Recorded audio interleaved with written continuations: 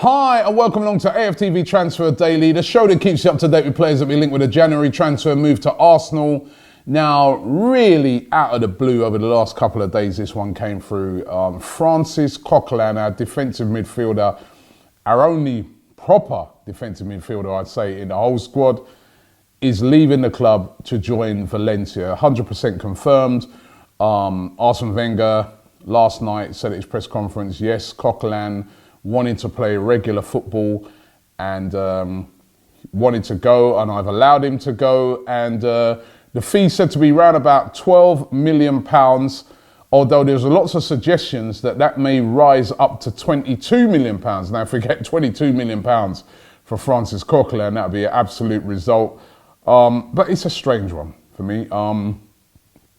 Listen, what can I say? He's not the greatest player in the world, but he was a good player for Arsenal. I think he was a good servant for Arsenal. He always gave his all on the pitch. Personally, I think we needed a better defensive midfielder than Francis Coquelin. We needed an upgrade on him. But he is a decent player. Now that we've let him go, are we going to replace him with anybody? Now, Arsene Wenger seeming to suggest that the player Ainsley Maitland-Niles, who's come in and has been brilliant, even playing out of position, he's looking at him as a player that can replace Coquelin, which is fair enough. But for me, it's a problem that we've had for a very long time. We do not have a proper defensive midfielder, a commanding defensive midfielder that acts as a shield in front of the back four and also allows your players like Mesut Ozil, Jack Wilshere, etc. to go ahead and play their game. We've never had that since the days of Vieira and Gilberto Silva. We've never addressed it. Coquelin kind of half addressed it. But are we going to address that now? But it's a real strange one. Coquelin has left and he is joining Valencia. Theo Walcott, now the links have all been with Southampton. Southampton want to bring him back to the place where he started off. However, the big players involved now are Everton. Everton said to be really interested in signing Theo Walcott this January transfer window. Will he go or will he not? The fee that Arsenal said to be looking for him is around about £30 million.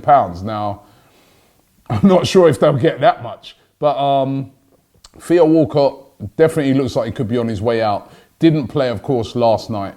Looks like he could be on his way out, possibly Everton or Southampton this January transfer window. Again, will we replace him? We'll have to wait and see what happens. Because bad as what people think he may be, he can be a guy that you can bring on, an impact player who can score you a goal. And we might need that sort of player towards the end of the season. Will we replace him? We'll have to wait and see. Are we about to see the biggest replacement for 20 odd years at Arsenal? And that is the replacement of Arsene Wenger. Is Arsene Wenger leaving Arsenal Football Club at the end of the season? There's lots of suggestions around today that Wenger could be on his way out at the end of the season. Of course, at the end of last season, he signed a new 2-year contract. But I saw James Ollie, excellent journalist from The Standard, going with it yesterday. Many other people suggesting it, that Wenger could be leaving. And I must admit, I heard this about 6 weeks ago from a source that, they'd heard a little rumour that Wenger could be leaving at the end of the season. And Carlo Ancelotti is the guy that Arsenal have identified as the guy to take over. Of course, at the moment, Ancelotti's not in any work.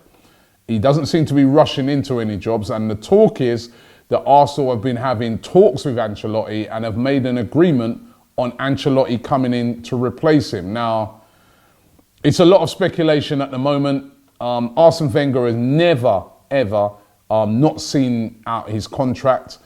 That's one thing that he always talks about with a lot of pride, that he always sees his contract through.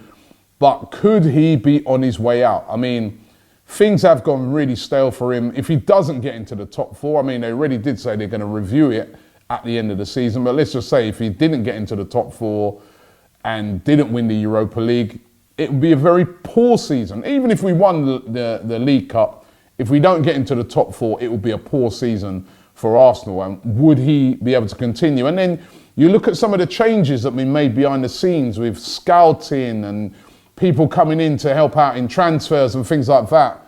you start to wonder to yourself, there is seemingly a succession plan going on at Arsenal. And then you look at the mess at the moment with all the players and Alexis out in Ozil contracts and this and that. So much uncertainty. Is a lot of that tied to the uncertainty of Arsene Wenger? Could we be about to see him leave and Carlo Ancelotti step in to the hot seat at the end of the season? And Ancelotti, I think, would be a perfect replacement for Wenger. He's got experience. He's the sort of guy who can get on the phone and call up a player and they'll want to come and play for him. He's experienced in that he'd be able to stabilise a situation at Arsenal.